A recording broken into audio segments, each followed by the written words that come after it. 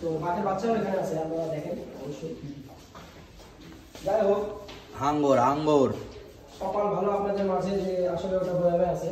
বাড়িয়া বাড়ি ভক্ত এই হরিণটাকে দেখে একটু আফসোস লাগে।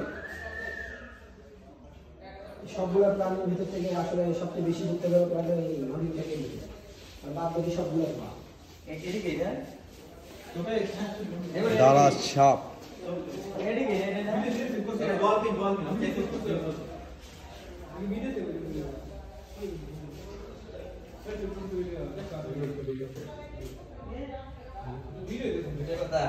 এটা তুই চেঞ্জ করে যা, এটা বুঝে যেত না, রিভিশন চেঞ্জ করতে এটা নেই নেই মনে হয় এদিকে এদিকে